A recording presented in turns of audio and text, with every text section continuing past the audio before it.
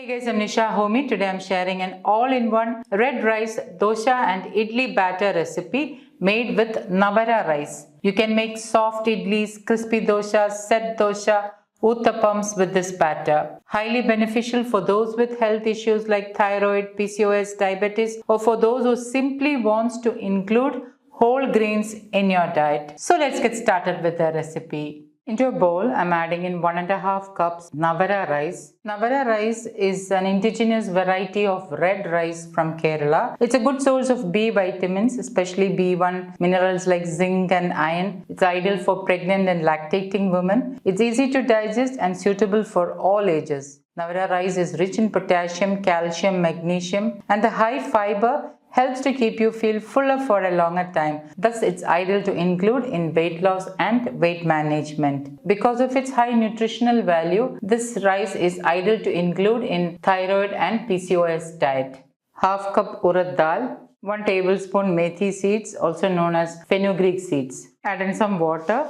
Wash and rinse the rice a couple of times until the water runs clear. Once thoroughly rinsed, add in some more water and allow it to soak for about 4 to 5 hours. Along with this, I'm soaking some poha. So this is red rice poha. This poha is thick variety poha and it needs longer time to soak. So along with this, I'm adding in half cup of thick red rice poha. I'm adding in some water and I'm allowing it to soak along with the rice. Now the reason why I'm soaking the poha along with the rice is that sometimes I may forget to soak the poha when I'm ready to grind the dosa batter. So this way I won't forget the soaking of poha. You can always soak poha later, like anywhere between 10 to 15 minutes of soaking is ideal for this thick variety of red rice poha. So I'm going to soak it along with the red rice. It's about 4 to 5 hours now and the rice and dals are nicely soaked. I'm going to rinse it a couple of times and then add this into the blender jar. The red rice poha, which has been soaking along with the rice, has also soaked really well.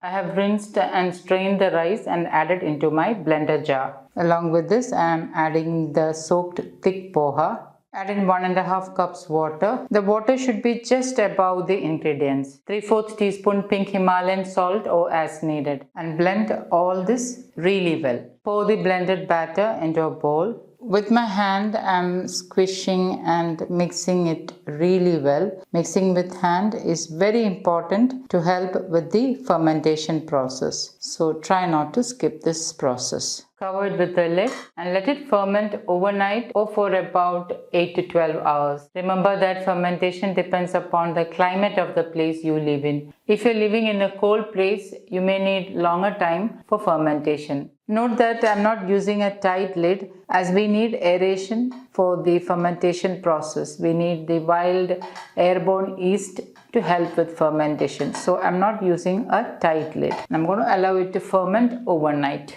And the next day morning, the batter is nicely fermented. You can see how airy the batter is. It's perfectly fermented. So I'm just giving it a good stir. So what I usually do is I make idli on the first day with this thick batter, and on the second day I'll thin out the batter with about 1/4 cup of water and then make dosas.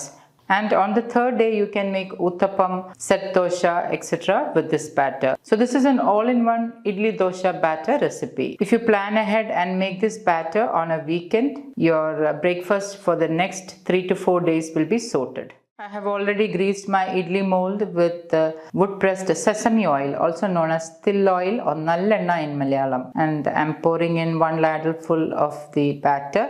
And once steam starts to come from the steamer, place the idli mold in, cover and allow the idlis to get steam cooked. 10 minutes later, turn off the flame, open the lid and remove the idlis from the steamer. Allow the idlis to cool down slightly. Once the idlis are slightly cooled, remove it from the mold. Let me just show you how soft the idlis are. To make set dosa, you don't need to add in any extra batter. So generally you can make set dosa the next day after you make idlis. So the batter should be thick for set dosa. I'm heating my cast iron tawa and I'm greasing it with wood-pressed gingerly oil, also known as sesame oil or till oil or nallenna in Malayalam. Once the tawa is heated, pour in 1 ladleful of the dosha batter and lightly spread it out into a thick and round dosha. Drizzle in a little bit of wood pressed sesame oil, or you can use A2 desi ghee instead. Cover and let it cook on medium to low flame. 2 minutes later, open the lid. You can see the holes on top. This shows the fermentation has happened really well. You don't need to flip the set dosha over because it is cooked covered. But if you prefer, you can flip it over for about a minute and then serve. I generally don't flip it over. And my Navara rice set dosha is ready to serve. Let me just show you how soft and perfectly the set dosha is. See the holes in the dosha? This shows that the fermentation has happened really well. To make a plain dosha, you need to add in little extra water. So generally you can do this on the 3rd day or even on the 2nd day if you are not making set dosha. So I'm adding in about 1/4 cup of water and mixing it really well and making it into a loose batter consistency. Once mixed, the batter should be of this consistency. It should be neither too thick nor too thin, but of flowing consistency. So this is the batter consistency which you should be looking at. To make dosha, I'm heating my cast iron tawa and I'm greasing it with wood pressed gingerly oil. Once the tawa is heated, reduce the flame to the lowest and pour in 1 to 1.5 ladleful of the dosha batter and spread it out as thinly as possible.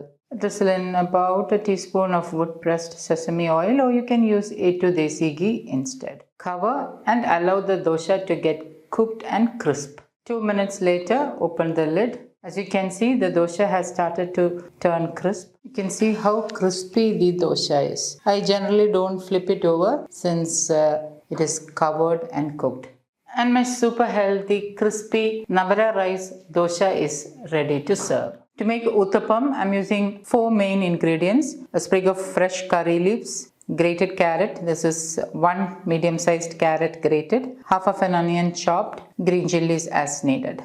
I'm greasing my cast iron tawa with wood pressed gingerly oil, also known as sesame oil. Once the tawa is greased, reduce the flame to the lowest. Pour in 1 to 1.5 ladleful of the red rice dosha batter and lightly spread it out. Sprinkle some grated carrot, some chopped onion, green chilies as needed, couple of curry leaves. I'm just tearing the curry leaves and adding it in. Drizzle in wood pressed sesame oil, or you can use A2 desi ghee instead.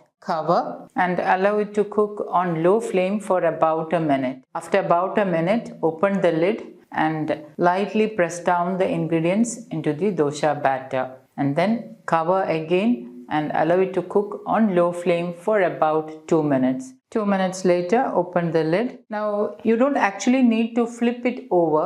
Sometimes it may stick to the tawa if you flip it over. So I generally don't flip it over. You can if you prefer.